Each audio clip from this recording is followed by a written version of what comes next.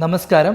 Plus two ഫിസിക്സിലെ important portions discuss ചെയ്യുമ്പോൾ നമ്മൾ ഒപ്റ്റിക്സ് എന്ന് പറയുന്ന ഏറ്റവും കൂടുതൽ വെയിറ്റേജ് ഉള്ള ചാപ്റ്ററിനെ പറ്റിയാണ് സംസാരിച്ചുകൊണ്ടിരുന്നത്.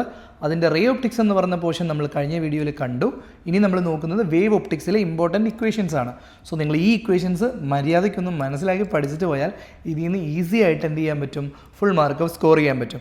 ഇതിൽ കുറച്ച് ഡെറിവേഷൻസ് ഉണ്ട്. ആ ഡെറിവേഷൻസ് ഏതൊക്കെയാണ് പഠിക്കേണ്ടതെന്ന് ഞാനൊന്ന് പറയാം. സോ ആദ്യം തന്നെ നിങ്ങൾ ഈ വേവ് ഒപ്റ്റിക്സിൻ്റെ ചാപ്റ്ററിൽ റേ ഒപ്റ്റിക്സ് എന്നുള്ള കൺസെപ്റ്റിൽ നിന്ന് ലൈറ്റ് ഒരു വേവ് ആണ് എന്ന് പറയുന്ന കൺസെപ്റ്റിലേക്കാണ് കയറുന്നത്. അവിടെ ഹൈഗൻസ് പ്രിൻസിപ്പിളാണ് നിങ്ങൾ ഫസ്റ്റ് തന്നെ പഠിക്കുന്നത്. അതിൻ്റെ അകത്ത് വേവ് ഫ്രണ്ട് എന്ന് പറയുന്ന കൺസെപ്റ്റും ഓരോ വേവ് ഫ്രണ്ടിൻ്റെ ഷേപ്പ് ഒരു 1 മാർക്ക് ക്വസ്റ്റൻ ആയിട്ടൊക്കെ ചോദിക്കാൻ സാധ്യതയുണ്ട്. നമ്മളെടുക്കുന്ന സോഴ്സിനനുസരിച്ച് വേവ് ഫ്രണ്ടിൻ്റെ ഷേപ്പ് മാറും. അതൊരു പോയിൻറ്റ് സോഴ്സ് ആണെങ്കിൽ അതൊരു സ്പെറിക്കൽ വേവ് ഫ്രണ്ട് ആയിട്ടും, ലൈൻ സോഴ്സ് ആണെങ്കിൽ സിലിണ്ടറിക്കൽ വേവ് ഫ്രണ്ട് ആയിട്ടും, സോഴ്സ് അറ്റ് ഇൻഫിനിറ്റി ആണെങ്കിൽ അത് പ്ലെയിൻ വേവ് ഫ്രണ്ട് ആയിട്ടും നമ്മൾ കൺസിഡർ ചെയ്യും. സോ പ്ലെയിൻ വേവ് ഫ്രണ്ട്സ് ആണ് നമ്മൾ കൂടുതലും ഇവിടെ ഡെറിവേഷൻസിൽ ഉപയോഗിക്കുന്നത്. അതിൽ ആദ്യം തന്നെ നിങ്ങൾ ആ ഒരു റിഫ്രാക്ഷൻ, അതായത് നമ്മൾ റേ ഒപ്റ്റിക്സിൽ റിഫ്ലക്ഷനും റിഫ്രാക്ഷനും നമ്മൾ പ്രൂവ് ചെയ്തിട്ടുണ്ട്. വേവ് ഒപ്റ്റിക്സ് ഉപയോഗിച്ച് റിഫ്ലക്ഷനും റിഫ്രാക്ഷനും പ്രൂവ് ചെയ്യുന്ന ആ ഒരു ഡെറിവേഷൻ പഠിക്കണം. അതിലേതെങ്കിലും ഒരെണ്ണം ഷുവറായിട്ടും ചോദിക്കുന്നതാണ്. സോ അത് പഠിക്കുക. ദെൻ ഇൻ്റർഫറൻസ് എന്ന് പറയുന്ന ഫിനോമിനം പഠിക്കുക. ഇൻ്റർഫറൻസ് എന്ന് പറഞ്ഞാൽ 2 കോഹറൻറ്റ് സോഴ്സസ് ഇൻ്റർമിക്സ് ചെയ്യുന്ന സമയത്ത് കൺസ്ട്രക്റ്റീവായിട്ടും ഡിസ്ട്രക്റ്റീവായിട്ടും അവിടെ നിങ്ങൾക്ക് ഒരു പാറ്റേൺ കാണാം. അതിനാണ് ഇൻ്റർഫറൻസ് എന്ന് പറയുന്നത്. ആ പാറ്റേൺ നിങ്ങൾ പഠിക്കണം. ആ പാറ്റേണിൽ 2 കാര്യങ്ങൾ നിങ്ങൾ മെയിനായിട്ട് നോക്കുക. ബ്രൈറ്റ് ഫ്രിഞ്ചിൻ്റെ equation x n is equal to n lambda D by d. എന്ന് പറഞ്ഞു കഴിഞ്ഞാൽ എത്രാമത്താണ്, അതായത് ലൈക്ക് ഫസ്റ്റ് ബ്രൈറ്റ് ഫ്രിഞ്ച് ഉണ്ട്, സെക്കൻഡ് ബ്രൈറ്റ് ഫ്രിഞ്ച് ഉണ്ട്, തേർഡ് ബ്രൈറ്റ്. അപ്പോൾ ആ പൊസിഷനാണ് എന്നെന്ന് ഉദ്ദേശിക്കുന്നത്.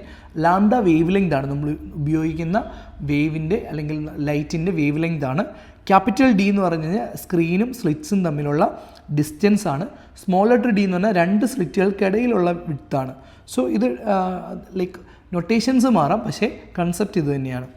ഡാർക്ക് ഫ്രിഞ്ച് എന്ന് പറയുമ്പോൾ നമ്മൾ പൊതുവേ n-1/2 into lambda D by small letter d എന്ന് വരും.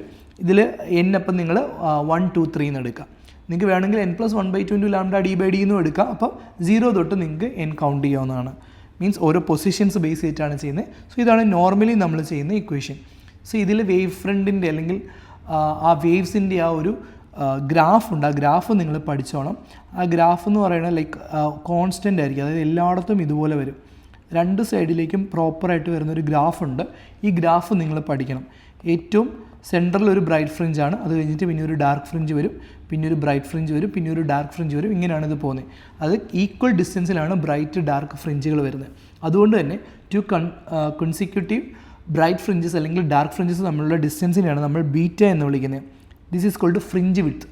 മജോറിറ്റി ന്യൂമറിക്കൽസും ഫ്രിഞ്ച് വിഡ്ത്തുമായിട്ട് കണക്ട് ചെയ്താണ് കണ്ടിട്ടുള്ളത്, which is lambda D by D.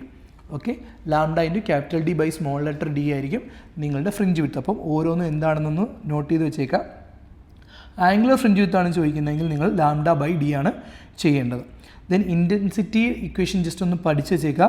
I1 + I2 + 2 into √I1 I2 cos ∅ എന്ന് പറയുന്ന ഇക്വേഷൻ ജസ്റ്റ് ഒന്ന് പഠിച്ചേക്കാം. പിന്നെ ആംപ്ലിറ്റ്യൂഡ് ആയിട്ടുള്ള അതിൻ്റെ റിലേഷൻ ഞാൻ ജസ്റ്റ് ഇവിടെ കാണിച്ചിട്ടുണ്ട്, ഇൻ കേസ് ഒരു ക്വസ്റ്റ്യൻ വന്നാൽ ചെയ്യാൻ വേണ്ടിയിട്ട്. ദെൻ ഡിഫ്രാക്ഷൻ എന്ന് പറയുന്നത് ഇതിൻ്റെ അകത്ത് അടുത്തൊരു സെക്ഷനാണ്.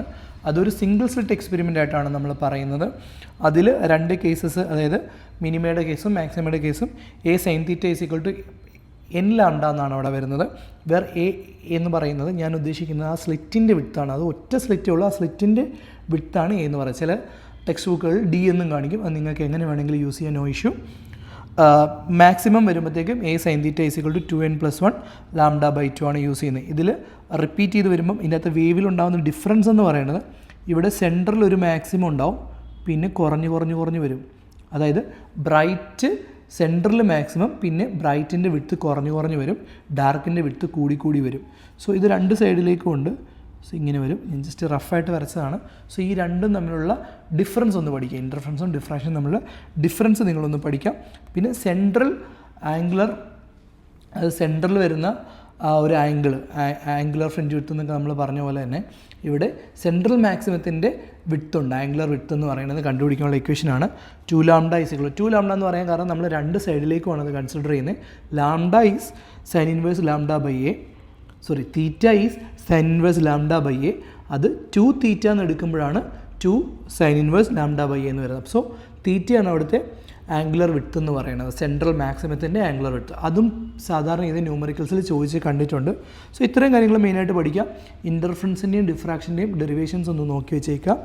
അതുപോലെ തന്നെ റിഫ്ലക്ഷൻ്റെയും റിഫ്രാക്ഷൻ്റെയും ഡെറിവേഷൻസ് നോക്കുക. മെയിൻ ഇക്വേഷൻസ് എല്ലാം പഠിക്കുക. നിങ്ങൾക്ക് ന്യൂമറിക്കൽസ് ചെയ്യാൻ ഈ ഒരു കൺസെപ്റ്റ് വെച്ചിട്ട് ചെയ്യാൻ പറ്റും.